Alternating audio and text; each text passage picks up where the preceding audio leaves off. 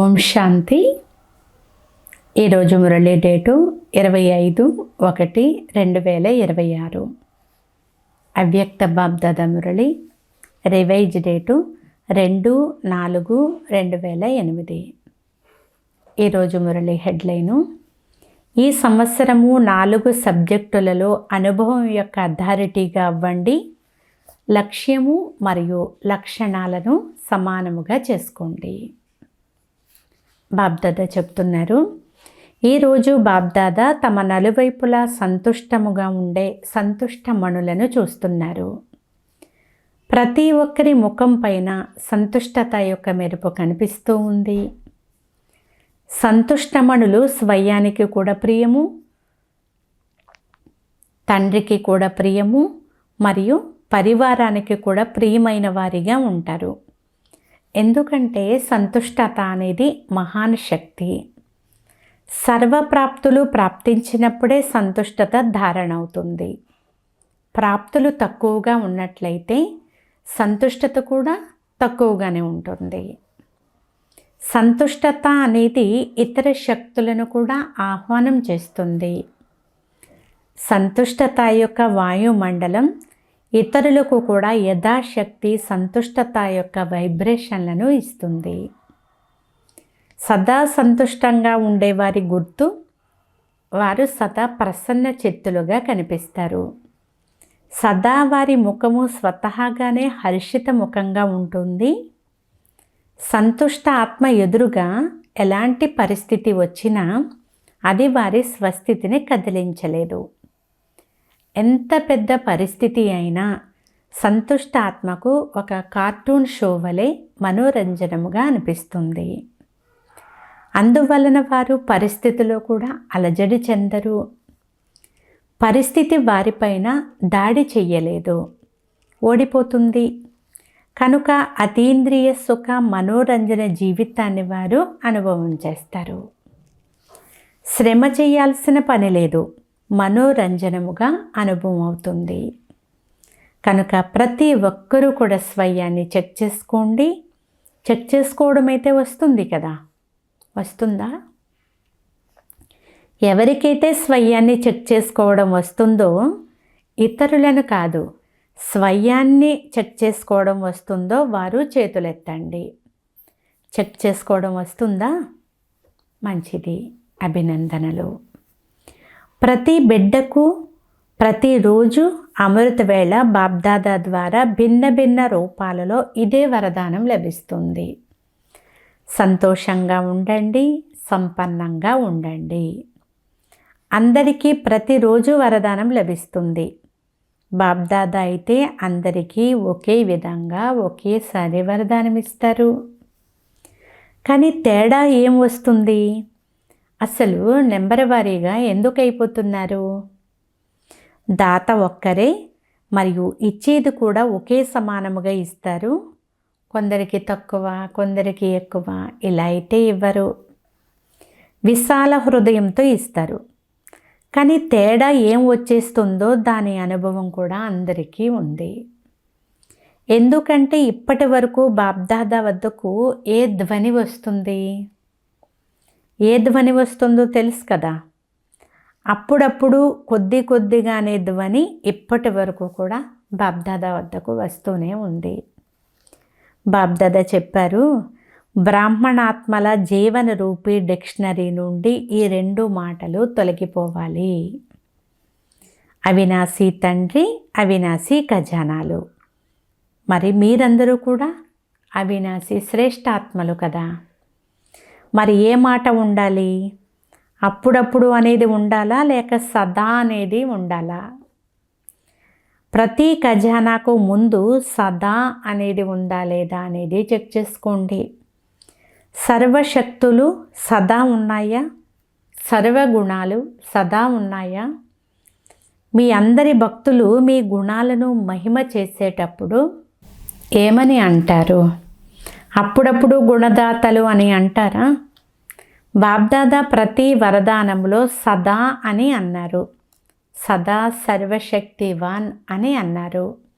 అంతేకాని అప్పుడప్పుడు శక్తివంతులు, అప్పుడప్పుడు సర్వశక్తివంతులు అని అనలేదు. ప్రతి సమయము 2 మాటలు మీరు కూడా అంటారు, తండ్రి కూడా అంటారు, సమానముగా అవ్వండి అని అంటారు. అంతేకాని కొద్ది కొద్దిగా సమానముగా అవ్వండి అని అనరు. సంపన్నంగా మరియు సంపూర్ణముగా అవ్వాలి. కానీ పిల్లలు అప్పుడప్పుడు ఏం చేస్తారు? బాప్దాదా కూడా పిల్లల యొక్క ఆటనైతే చూస్తారు కదా. పిల్లల ఆటనైతే చూస్తూనే ఉంటారు. పిల్లలు ఏం చేస్తారు అంటే కొంతమంది, అంటే అందరూ కాదు, కొంతమంది ఏ వరదానమైతే లభించిందో దానిని ఆలోచించి వర్ణన చేసి పుస్తకంలో నోట్ చేసుకుంటారు, గుర్తు కూడా చేసుకుంటారు. కానీ వరదాన రూపీ బీజాన్ని ఫలీభూతంగా మాత్రం చెయ్యరు. బీజము నుండి ఫలాన్ని పొందలేకపోతున్నారు. చాలా మంచి వరదానమని కేవలం వర్ణన చేస్తారు, సంతోషిస్తారు. వరదానం అనేది బీజము, కానీ బీజాన్ని ఎంతగా ఫలీభూతం చేస్తారో అంతగానే అది వృద్ధి చెందుతుంది. ఫలీభూతం చేసుకునేందుకు గల రహస్యం ఏమిటి? సమయానికి కార్యములో ఉపయోగించాలి. కార్యములో ఉపయోగించడాన్ని మర్చిపోతున్నారు. కేవలం పుస్తకంలో చూసి చాలా బాగుంది, చాలా బాగుంది అని వర్ణన మాత్రం చేస్తారు. బాబా చాలా మంచి వరదానం ఇచ్చారు అని అంటారు. కానీ దేని కొరకు ఇచ్చారు? దానిని ఫలీభూతం చేసేందుకు కదా ఇచ్చారు. బీజము నుండి ఫలము యొక్క విస్తారం లభిస్తుంది. వరదానాన్ని స్మరణ చేస్తారు. కానీ ఆ వరదాన స్వరూపంగా అవ్వడంలో నెంబర్ వారీగా అయిపోతారు. బాప్దాదా ప్రతి ఒక్కరి భాగ్యాన్ని చూసి హర్షిస్తూ ఉంటారు. కానీ బాప్దాదా తన స్వయంలోని ఆశను ఇంతకు ముందు కూడా వినిపించారు.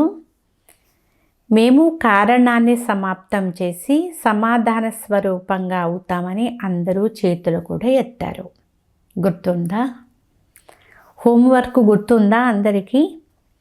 చాలామంది పిల్లలు ఆత్మిక సంభాషణలో లేక ఉత్తరాల ద్వారా లేక ఈమెయిల్స్ ద్వారా రిజల్ట్ కూడా రాశారు. మంచిది, అటెన్షన్ అయితే పెట్టారు. కానీ బాప్దాదాకు ఏదైతే సదా అనే మాట మంచిగా అనిపిస్తుందో అది ఉందా?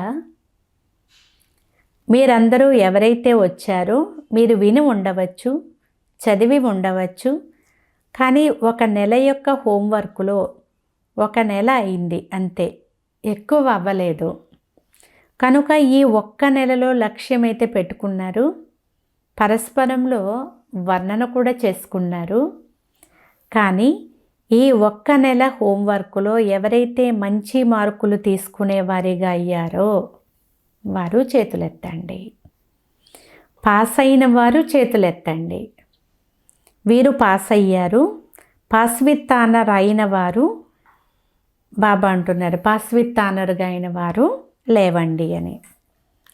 ఎందుకంటే పాస్ విత్ ఆనర్ అయిన వారి దర్శనం చేసుకోవాలి కదా, అందుకే లేచి నిలబడండి అంటున్నారు బాబా. మాతలు కాదు, అక్కయ్యలు, టీచర్లు చేతులు ఎత్తలేదా? ఎవ్వరూ లేరు. మధువనం వారు ఉన్నారా?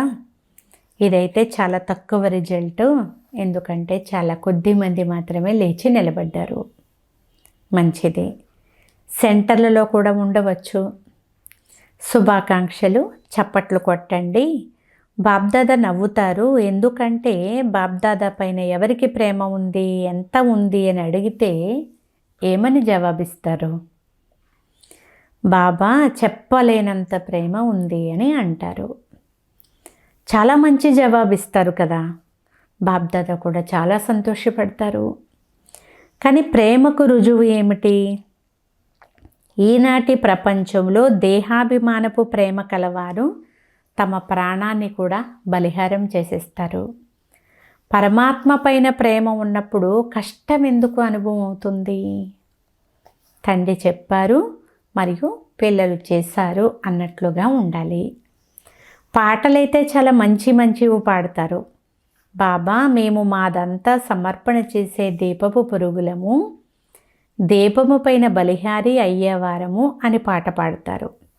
మరి ఈ కారణము అనే ఒక్క మాటను మీరు స్వాహా చెయ్యలేరా? ఇప్పుడు ఈ సంవత్సరం యొక్క చివరి మిలనం వచ్చేసింది. మరుసటి సంవత్సరం ఏం జరుగుతుందో దానినైతే మీరు మరియు బాబా చూస్తున్నారు మరియు చూస్తారు. కానీ సమయాన్ని చూస్తూ సమయం యొక్క పిలుపు అని మీరు అంటారు కదా. భక్తుల పిలుపు, సమయం యొక్క పిలుపు, దుఃఖీ ఆత్మల పిలుపు, మీ స్నేహి సహయోగి ఆత్మల పిలుపులను మీరే పూర్తి చేస్తారు కదా. మీ టైటిల్ ఏమిటి? మీ కర్తవ్యం ఏమిటి? ఏ కర్తవ్యం కోసం బ్రాహ్మణులుగా అయ్యారు? మీ టైటిల్ విశ్వ పరివర్తకులు. విశ్వ పరివర్తన చేయడం మీ కర్తవ్యము. మీ సాతి ఎవరు?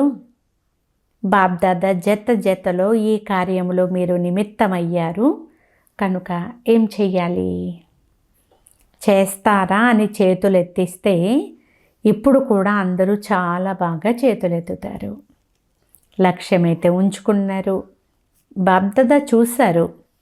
ఈ సంవత్సరం యొక్క పూర్తి సీజన్లో అందరూ సంకల్పం చేశారు. కానీ సఫలతకు తాళం చెవి దృఢత. చెయ్యాల్సిందే అని అనుకునేందుకు బదులు అప్పుడప్పుడు చేస్తున్నారు. నడుస్తున్నాము, చేసేస్తాము అనే సంకల్పము దృఢతను కూడా సాధారణంగా చేసేస్తుంది. దృఢతలో కారణము అనే మాట రానే రాదు. నివారణ అయిపోతుంది. కారణాలు వస్తాయి కూడా, కానీ చెకింగ్ ఉండడం వలన కారణం ఏమవుతుంది? నివారణలోనికి పరివర్తన అయిపోతుంది. బాబ్దాదా రిజల్ట్ చెక్ చేసినప్పుడు ఏం చూశారు? జ్ఞాని, యోగి, ధారణా స్వరూపము, సేవాదారి. 4 సబ్జెక్టుల్లో ప్రతి ఒక్కరూ యథాశక్తి జ్ఞానిగా కూడా ఉన్నారు, యోగిగా కూడా ఉన్నారు, ధారణ కూడా చేస్తున్నారు, సేవ కూడా చేస్తున్నారు. కానీ 4 సబ్జెక్టులలో అనుభవీ స్వరూపులుగా అవ్వడంలో, అనుభవం యొక్క అథారిటీగా అవ్వడంలో లోపం కనిపించింది. అనుభవీ స్వరూపము, జ్ఞానస్వరూపములో కూడా అనుభవీ స్వరూపము అనగా జ్ఞానాన్ని నాలెడ్జ్ అని అంటారు. కనుక అనుభవీమూర్తి ఆత్మ ఏం చెయ్యాలి, ఏం చెయ్యకూడదు అనేది వాళ్ళకైతే తెలివి ఉంటుంది కదా. జ్ఞానం యొక్క ప్రకాశము మరియు శక్తి ఉంటాయి. కనుక అనుభవీ స్వరూపం అంటేనే జ్ఞానయుక్త ఆత్మ యొక్క ప్రతి కర్మలో ప్రకాశము మరియు శక్తి సహజంగా ఉండాలి. జ్ఞాని అనగా జ్ఞానాన్ని తెలుసుకోవడం. వర్ణన చేయడంతో పాటు ప్రతి కర్మలోనూ లైట్ మైట్ ఉండాలి, ప్రకాశము ఉండాలి, శక్తి కూడా ఉండాలి. అనుభవీ స్వరూపం ద్వారా ప్రతి కర్మ సహజంగానే శ్రేష్టముగా మరియు సఫలమవుతుంది. ఎక్కువ శ్రమ చేయాల్సిన అవసరం ఉండదు. ఎందుకంటే జ్ఞానం యొక్క అనుభవీమూర్తులు కదా. అనుభవం యొక్క అథారిటీ అన్ని అథారిటీల కంటే చాలా శ్రేష్టమైనది. జ్ఞానాన్ని తెలుసుకోవడం మరియు జ్ఞానం యొక్క అనుభవీ స్వరూపపు అథారిటీతో ప్రతి కర్మ చేయడంలో తేడా ఉంది. బాబా అడుగుతున్నారు, మరి మీరందరూ అనుభవీ స్వరూపులేనా? చెక్ చేసుకోండి. 4 సబ్జెక్టులలో చెక్ చేసుకోండి. నేను ఆత్మనే, కానీ అనుభవీ స్వరూపంగా అయ్యి నేను కర్మ చేస్తున్నానా? పూర్తి ఆత్మాభిమాని స్థితిలో ఉండి కర్మ చేస్తున్నానా?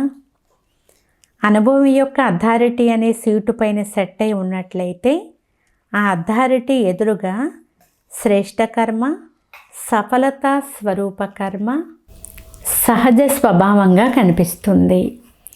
ఆలోచిస్తారు, కానీ అనుభవి స్వరూపంగా అవ్వాలి. యోగయుక్త రాజయుక్త స్వభావము సహజమైపోవాలి. ధారణలో కూడా సర్వగుణాలు స్వతహాగానే ప్రతి కర్మలో కనిపించాలి. ఇలాంటి అనుభవీ స్వరూపంలో సదా ఉండడం, అనుభవము అనే సీటు పైన సెట్ అవ్వడంపై అటెన్షన్ ఉంచడం చాలా చాలా అవసరం. అనుభవం యొక్క అథారిటీ అనే సీటు చాలా మహోన్నతమైనది.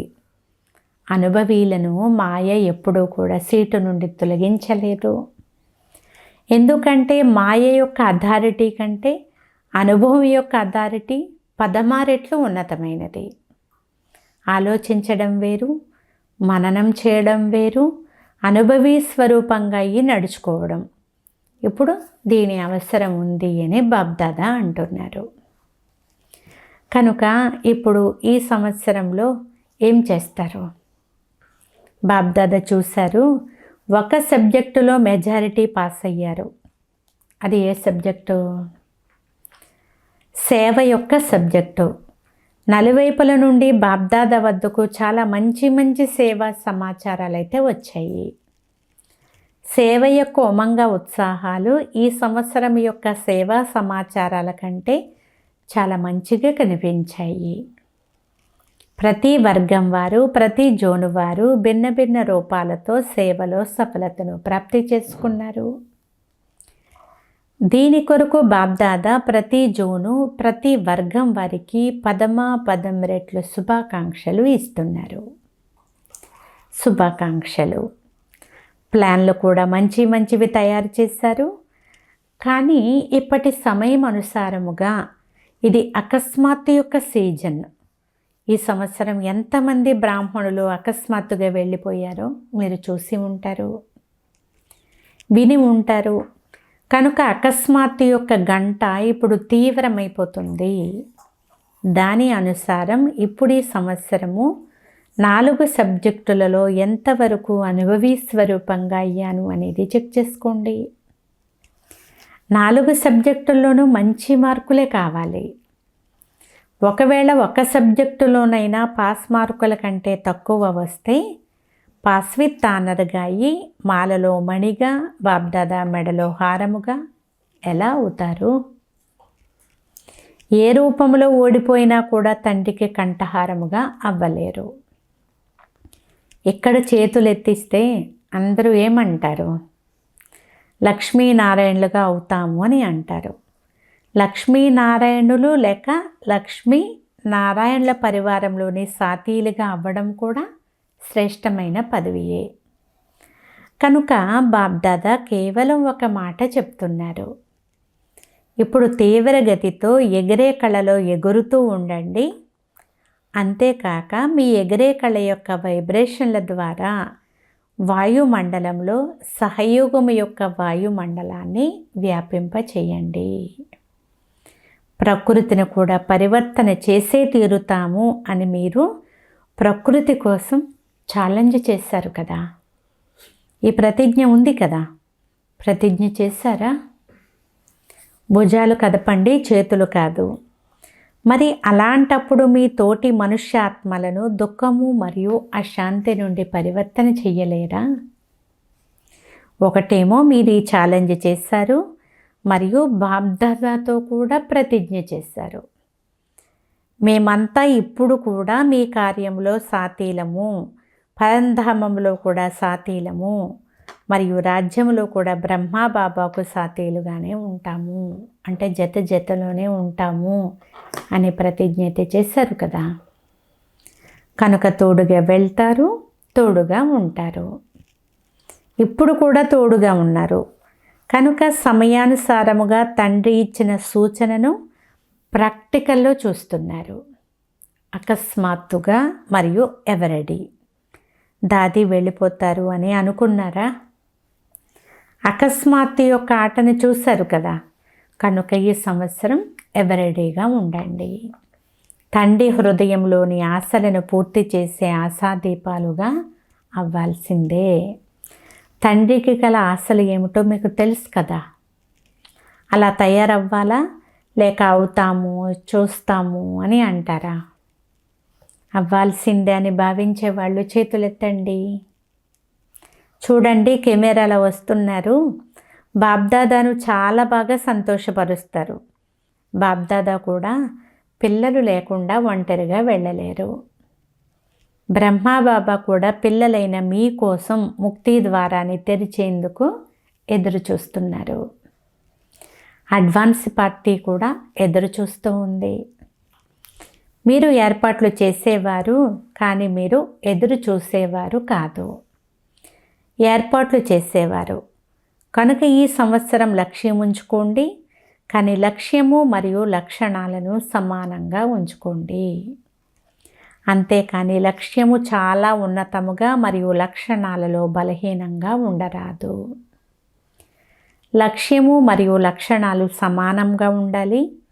సమానముగా అవ్వాలి అనే ఆశ మీ హృదయంలో ఏదైతే ఉందో అది లక్ష్యము మరియు లక్షణాలు సమానముగా ఉన్నప్పుడే పూర్తి అవుతుంది.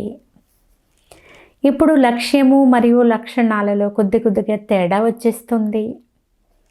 చాలా మంచి ప్లాన్లు తయారు చేస్తారు. పరస్పరంలో ఆత్మిక సంభాషణ కూడా చేస్తారు. ఒకరికొకరు అటెన్షన్ కూడా ఇప్పించుకుంటారు. దృఢత మా జన్మసిద్ధ అధికారము అనే సంకల్పాన్ని ఇప్పుడు అనుభవీ స్వరూపములోకి తీసుకురండి. ఏది చెప్తున్నానో దానిని అనుభవం కూడా చేస్తున్నానా అనేది చెక్ చేసుకోండి. నేను ఆత్మను అనే ఈ మొదటి మాటనే ఒకసారి చెక్ చేసుకోండి. ఈ ఆత్మస్వరూపపు అనుభవం యొక్క అథారిటీగా ఉన్నానా అని చూడండి. ఎందుకంటే అనుభవం యొక్క అథారిటీయే నెంబర్ 1. మంచిది. ఎలాంటి పరిస్థితుల్లో కూడా స్వస్థితిలో మీరు స్థితమై ఉండగలుగుతారా అని బాబ్దాదా పిల్లల్ని అడుగుతున్నారు. మనసు యొక్క ఏకాగ్రత మంచిది. 3 బిందువుల స్మృతి స్వరూపంగా అవ్వగలరు కదా, ఫుల్ స్టాప్. అంతే. మంచిది. ఇప్పుడు 1 సెకండులో మీ శ్రేష్ఠ స్వమానమైన బాబ్దాదా యొక్క హృదయ సింహాసనాధికారిని అనే ఆత్మిక స్వమానం యొక్క నశాలో స్థితమైపోండి. సింహాసనాధికారి ఆత్మను అనే అనుభవంతో లవలీనముగా అయిపోండి. అచ్చా, బాబ్దాదా పిల్లలకు నమస్తే తెలియచేస్తున్నారు. నలువైపులా ఉన్న అతి లవ్లీ మరియు సదా తండ్రి ప్రేమలో లీనమై ఉండేవారు, సదా స్వమానధారి స్వరాజ్యాధికారి విశేష ఆత్మలకు ఉమంగ ఉత్సాహాలనే రెక్కలతో ఎగిరే నలువైపులా ఉన్న పిల్లలకు తమ మనసు యొక్క వైబ్రేషన్ల ద్వారా వాయుమండలాన్ని శాంతిగా శ్రేష్టంగా తయారు చేసేవారు, అందరికీ తండ్రి సందేశం ఇచ్చి దుఃఖము నుండి విడిపించి ముక్తి యొక్క వారసత్వాన్ని ఇప్పించేవారు, సదా దృఢత ద్వారా సఫలతను ప్రాప్తి చేసుకునేవారు, హృదయానికి సమీపంగా ఉండే నలువైపులా ఉన్న పిల్లలకు, సన్ముఖంలోకి వచ్చిన పిల్లలందరికీ హృదయపూర్వక ప్రేమ, హృదయపూర్వక ఆశీర్వాదాలు, ప్రియ స్మృతులు మరియు నమస్తే.